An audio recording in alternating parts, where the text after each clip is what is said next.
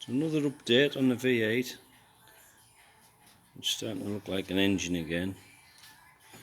Put the rocker covers back on, various pipes, all the wired and harness bolted back in, plenum chamber on, torqued up. Same on this side, all the harness back in. There's a pipe still off there. I'll maybe try and bleed a bit of water through that as we fill the engine up. The throttle linkage, all the plug leads sort of ran into position.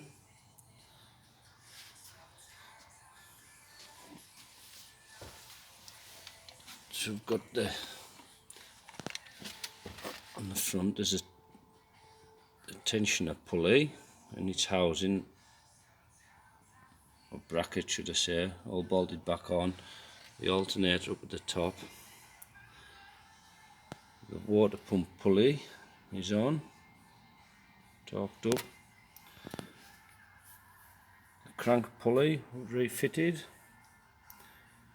We put a new crank seal in,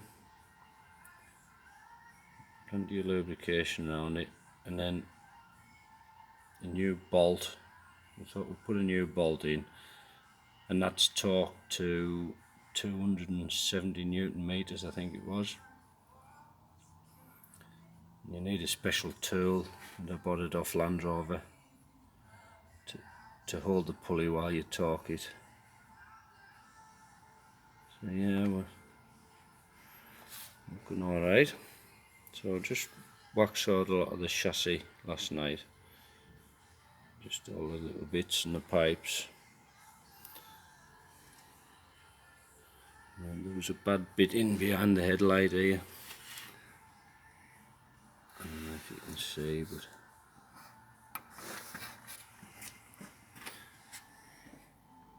just in behind where the headlight fastens in, it was quite rusty. So I scraped it off and treated it. Wax oil it up. So I'm just on with sussing out to put all the radiator back in. The oil coolers and things. Everything was kind of seized up, so we had to strip it down a bit.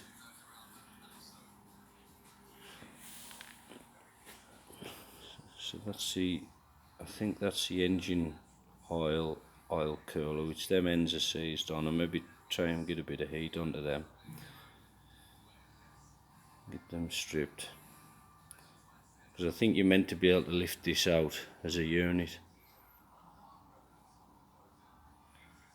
That's a radiator. I've just been treating the sides up with a little bit of surface rust, but nothing major. And then obviously the air conditioning unit over here. So I might try and get this bolted back together and lift it in as a unit. We'll see how we get on. And then the fans obviously. So that's the job for today. We'll see how we get on.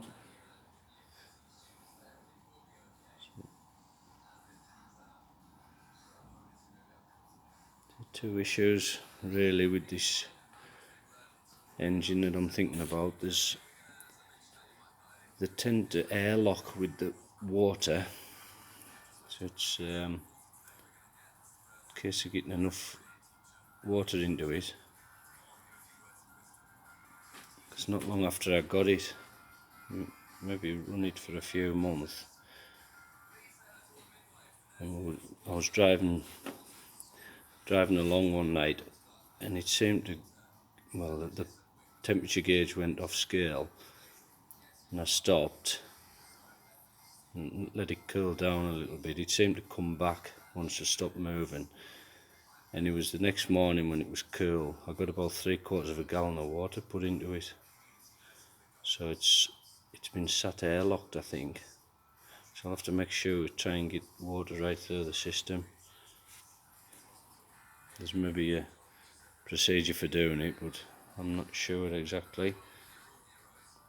And the other thing I'm thinking about is there's a very long pickup pipe for the oil. The oil pump's obviously in behind there. There's your filter. And if we look underneath, with the light, you can see the length of the sump.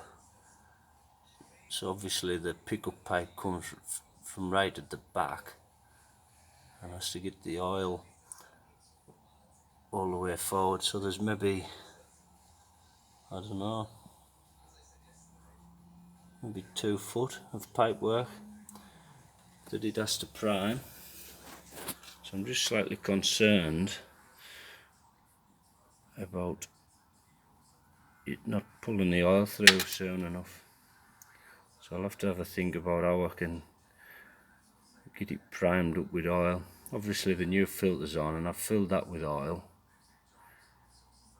but it's still got a lot of air to get shot of. So I'll have to have a think about that. Anyways, I'll take another video hopefully. We shouldn't be far off getting it running.